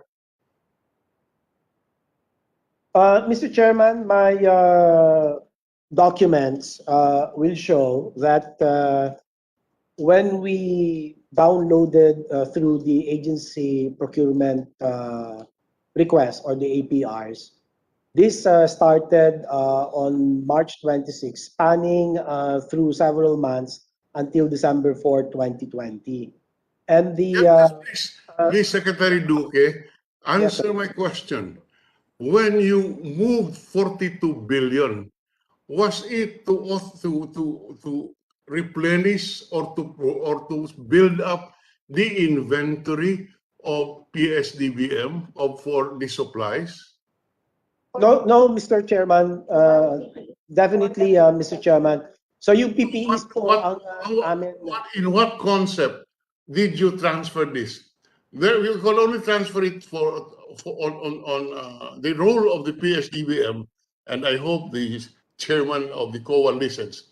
When you move 42 billion, it's either you move this to DBM in the concept of a procurement entity directing PSDBM to purchase it for you, or you transfer this money to build up the inventory for common use supplies. Hindi po ba? Dalawa lang yun. The former is correct, Mr. Chairman. Okay. If I am correct, then in what concept did you move these funds? Did you move these funds to PSDBM as the agent of DOH, or do you move it to PSDBM so that they will have an inventory of these so-called common use supplies and equipments, so that when the government agencies, government hospitals would need this, they do not have to go through bidding. In other words, the PSDBM became a virtual store where these government agencies simply place their purchase orders. So which one? I'm interested, Mr. Duque. Yeah, the first one is correct, Mr. Chairman. We had to download through the APR for them to purchase the needs of our healthcare workers. And So it okay, built purchase. inventory. To purchase. When you requested them to purchase, did you request them to purchase in your behalf? Yes or no? It was an APR that I signed. In fact, 9 of 14 APRs were signed by Yusek Caro Taino, and I did sign 5. I'm sorry, Mr. Duque. We're running out of time. Just answer my question. When you move 42 billion to PSDBM, did you move it in order that they can purchase for you the medical supplies and equipment, which are now classified as common use, or did you transfer the 42 billion so that PSDBM can build an inventory from where the public hospitals can get the supplies? Which one? The first one, Mr. Chairman, the procurement of these supplies as common use supplies and equipment on our behalf, Mr. Chairman. So you consider, so PSDBM was your agent at that instance when you moved. Is that correct? I cannot use the word agent. What were they? Well, they were the procuring entity of the national government based on the procuring entity of the DOH, right? They were the procuring entity of the DOH, right or wrong? That is correct. What I'm asking is, in what capacity did PSDBM receive this? Did they receive this 42 billion as the agent of DOH, or they received this in order to build up their inventory of common use supplies? And Mr. Duque, Mr. Secretary, you admitted that you purchased face shields from PSDBM. Which face shields were purchased from Blue Cross and was funded by the 42 billion, which was transferred to by your authority, moved over to PSDBM. I have to check that, Mr. Chairman. I will have to confer with the PSDBM Yusek Taino. Mr. Secretary, it is most disappointing that you moved 42 billion to another agency and you cannot even remember what was the nature of the transfer. I mean, that's not 42 pesos, that's not 42,000, that's not 42 million, that's 42 billion. And you cannot even answer me now what was the nature of the authorization PSDBM. I am asking a very simple question. When you ask PSDBM to purchase this, were they purchasing this so-called common use supplies as your representative and agent and in your behalf, or did you pass on to them the 42 billion so that they can have an inventory of medical supplies worth 42 billion? Very simple question.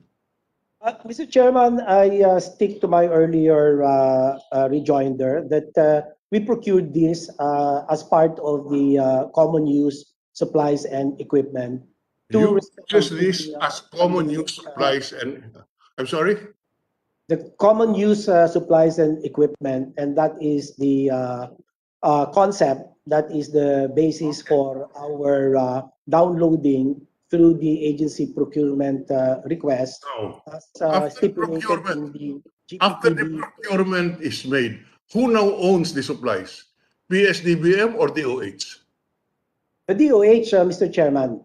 DOH. So why did you purchase face shields from PSDBM if DOH is the owner? Why was there a suggested retail price? And the suggested retail price was already so high that the agencies did not want to buy it anymore. Mr. Chairman, with the permission of Senator Drilon. Yes, sir. Yes. To summarize yung point na nire-raise ni Senator Drilon, di ba double payment yan? Nag-advance ka, tinransfer mo yung pera, tapos bibili ka uli, sarili mong pera ginamit. Yeah. It's a case of double payment. Paliwanag po yan, sir. And not only that, may commission na 4%. Nagamit per service fee.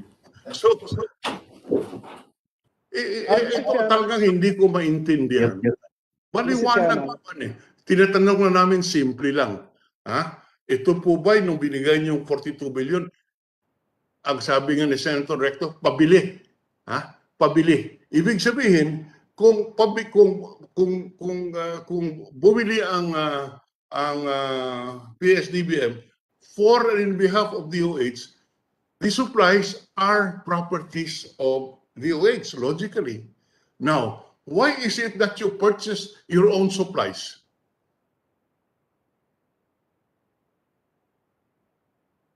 Bakit po binili nyo yung inyong sariling supply? At mas mataas pa by 4 pesos in this particular instance?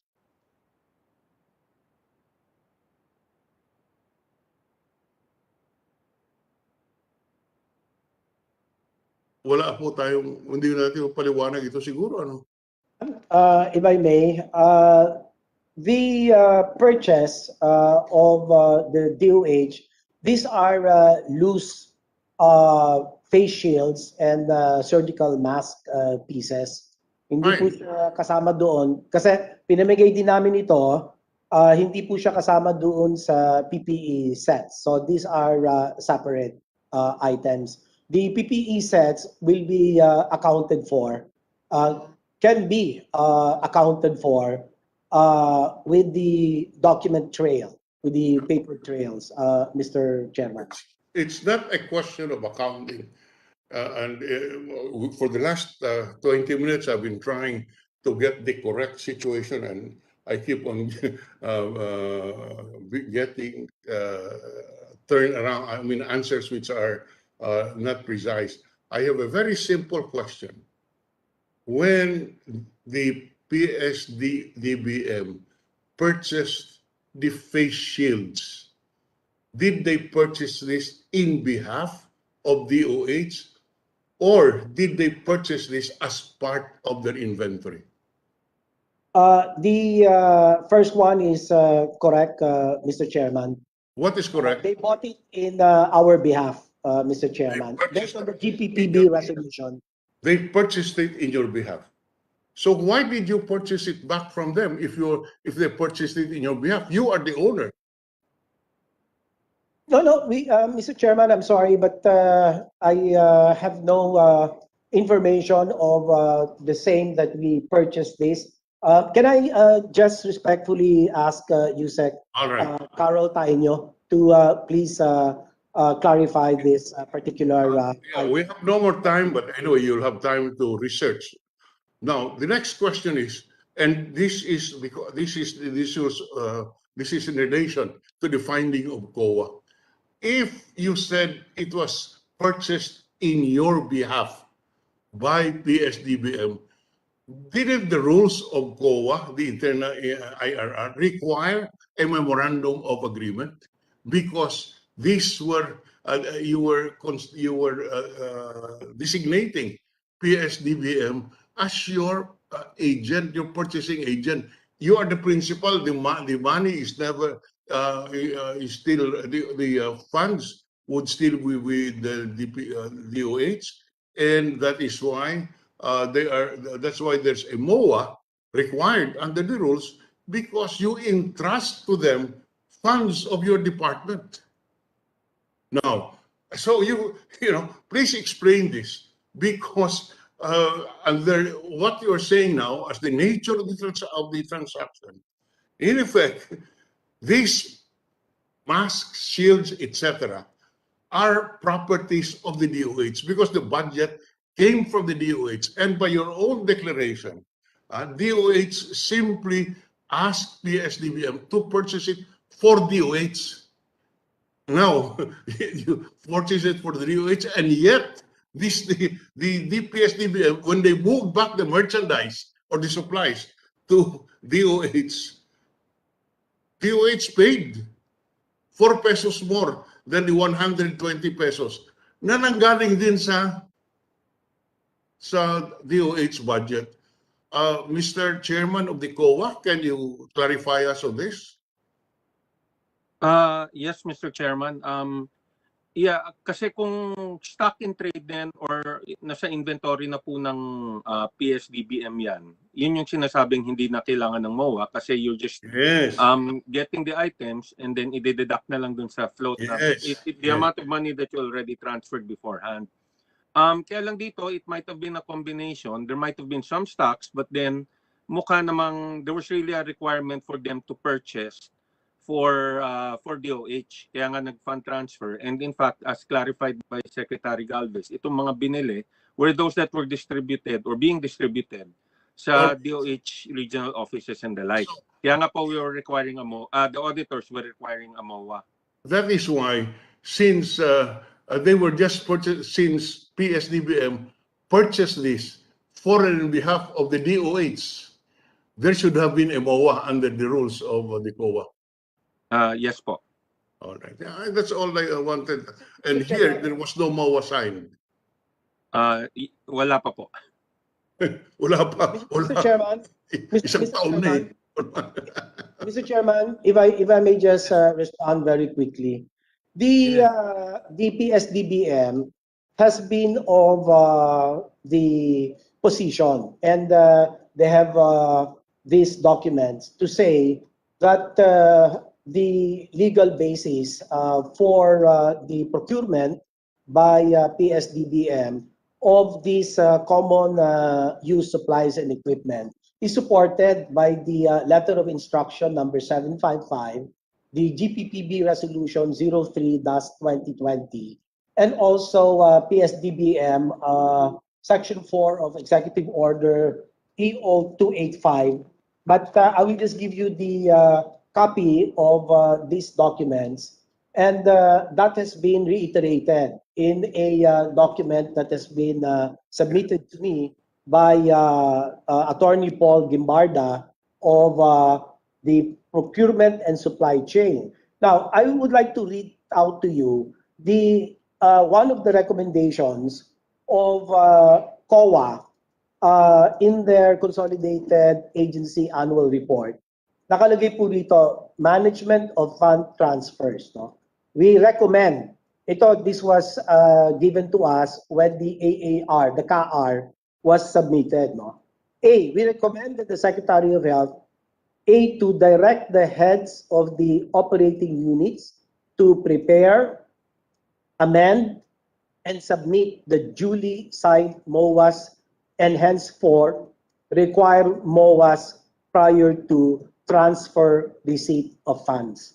Yeah. So, meron po silang recommendation, and I have asked the PSDBM na kailangan may MOA. This is the recommendation of the COA. But the PSDBM, it is invoking that there is no need because by virtue of the GPPB Resolution 03-2020, they can procure for us these items which have been identified as common use supplies and equipment by virtue of another resolution, Mr. Chairman.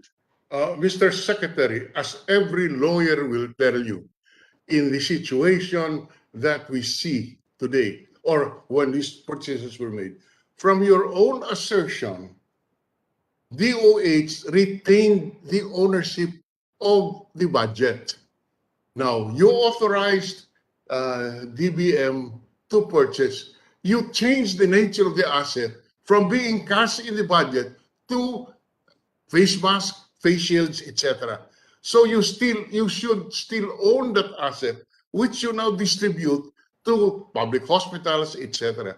But in this particular case, that same asset of the DOH, which is now in the form of a face shield instead of a cash of 120 pesos, it was sold to you for 124.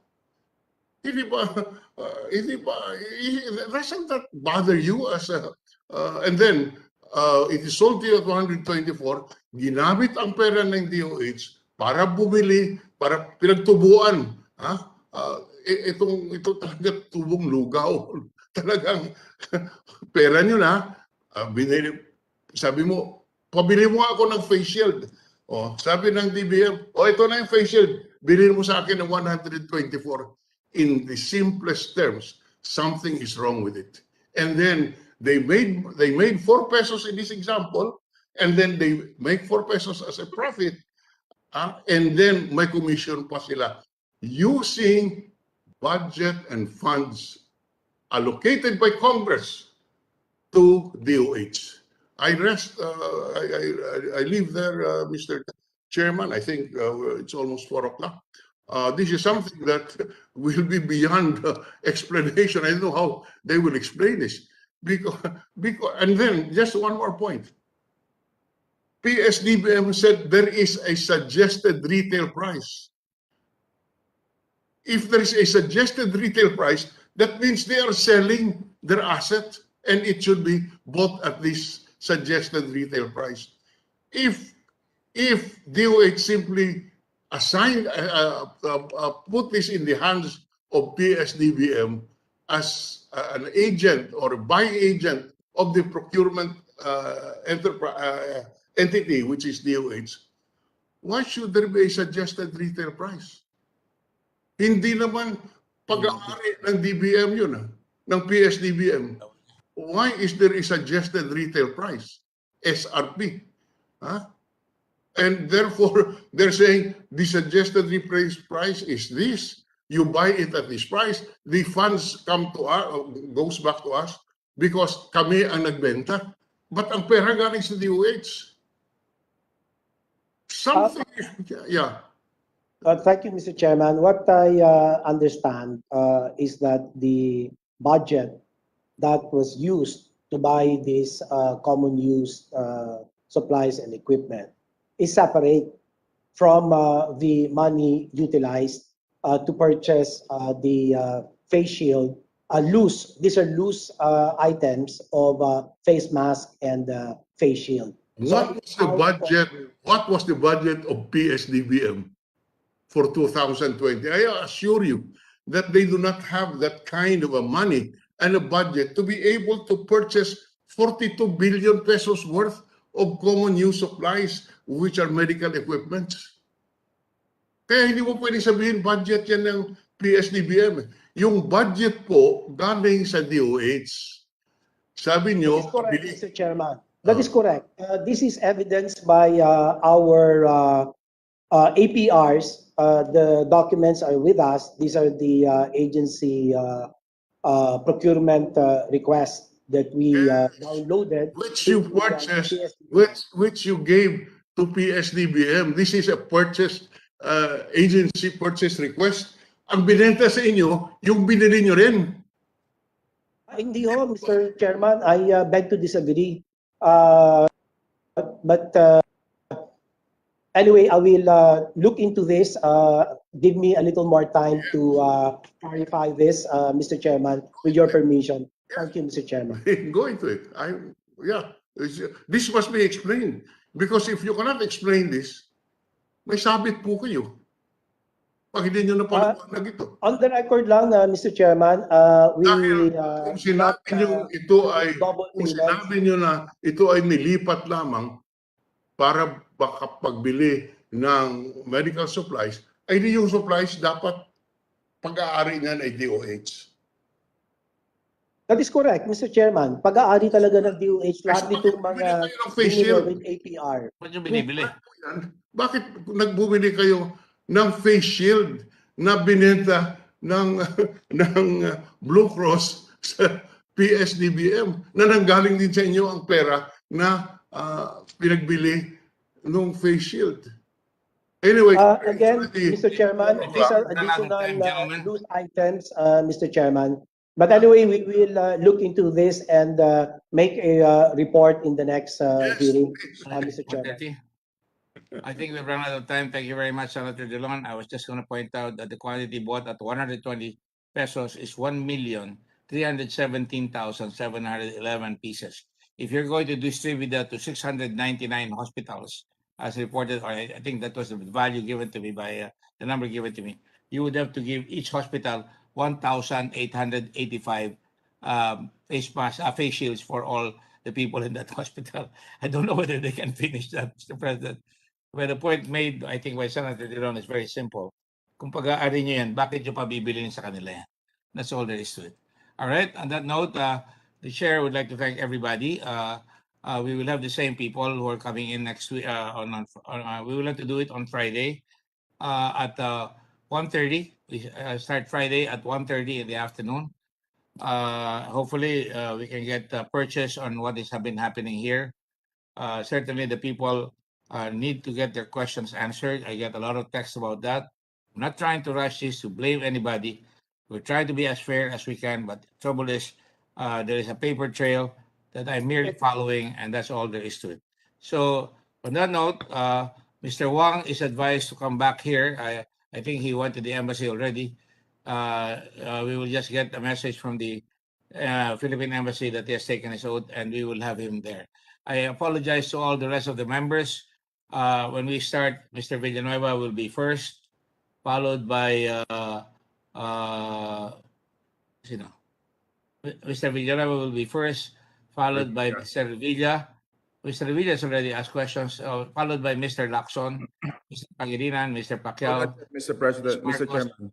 Ms. Poe, and Ms. Santiveros, and Mr. Go, Mr. Cayetano, Mr. Pimentel, Ms. Cayetano, I'm sorry, Mr. Pimentel, Mr. Angara, and Senator Villar at the next hearing. That will be the listing. Thank you all very much. And this hearing is suspended until Friday, September 10.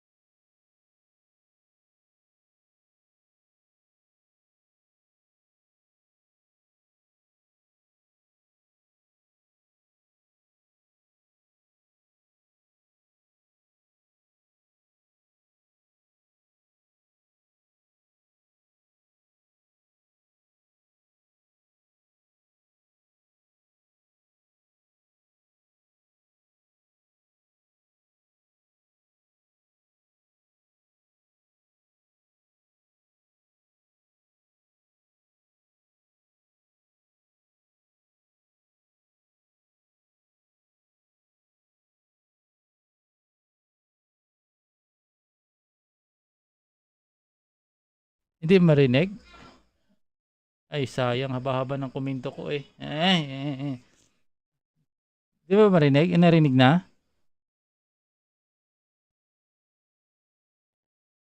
Hello? Pa-comment nga. Ay, sayang, sayang. Naka-ano pala, naka-mute dito. Haba-haba na ng comment ko doon mga kabanat. So, yun na lang. At sabi ko doon, itong si Duque talagang hindi makakaligtas dito kung talagang itong mga senador natin ay tutuhanan nila yung kanilang mga ginagawa ng pagdinig, no? Sa hirap lang kasi hanggang kita naman natin talaga mga kabanat na may mga pananagutan itong mga tao na ito. Bagamat itong si Bato, isa sa mga try ko mamaya i-upload na mayroon talaga siyang attention na ipagtanggol itong sila ni Secretary Duque kung ubaga itong mga alalay ni Presidente Duterte. Nakikita naman natin kasi ang ganda ng intro ni Bato eh. Wala akong kinakampihan kung ang may kakamali talagang kailangan managot. Pero pag pasok niya, nakikita mo yung mga tanong niya, binabasa niya sa script na papel kung sino nagsulat no na writer niya. So, doon natin makikita na ang ganda yung mga tanong niya, parang tanong bata. Disagree pa siya sa sinabi ni Duque na hindi pwede pagkumparahin yung apples at saka orange. Yung pinagkukumpara niya kasi yung pagbili ng mahal. Yun ang hindi ko maintindihan doon kay Bato. Sa ganun, pwede ba pagkumpara yung Samsung at saka sa Apple? Magkaiba ang presyo, di ba? Pareho silang cellphone. Parang ganun ang style doon sa pagbili. Hindi ko naman sinasabi na ipinagtanggol ko itong si Aquino. So bali, tingnan natin yung sitwasyon.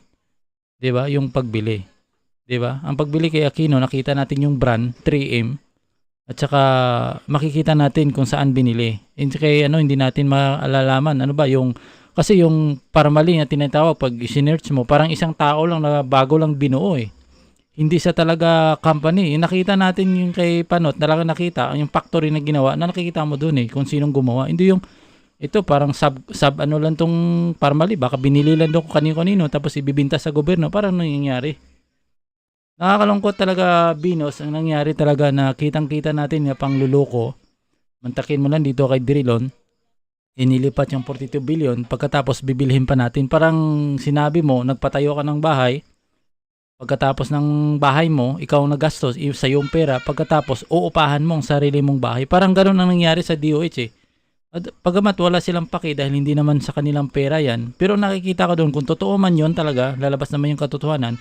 Ang nangyari doon, ginawa yun ng DOH mga kabanat para ang share nila doon na sa bandang huli. At saka parang hindi masyadong halata. Akala nila makaligtas sila, hindi sila mabuking. Na yun ang naisip nila sigurong strategy para sa nakawan ay hindi sila mabisto. Yun ang paraan nila. Bibigyan kita ng pondo, bibilin ko sa'yo. Para at least, kunwari, bumili ako sa'yo para hindi masyadong mahalata. Parang ganun. So, yan muna kabanat at video natin. Medyo mahaba-haba. Umabot ako ng halos buong araw ako dito. Kasi umabot ako ng 7 minutes na naka-online dito. Nag-start ko sa kanina ng alas 5. Ang nilive ko yung patungkol sa Kongreso. Tapos sinunda naman itong nasa Senate hearing na 6 hours. Do talaga. So try ko mamaya i-upload muna yung video ni Senador Bato na nagandahan ako doon. Naasar ako. Nakakatawa doon si Senador Bato de la Rosa. So maraming salamat mga kabanat sa inyong pagsubaybay at pagtangkilik sa ating channel kahit mahaba-haba. So tiniis niyo. So maraming salamat. Ingat kayo palagi and good evening. Ingat kayo. Bye-bye.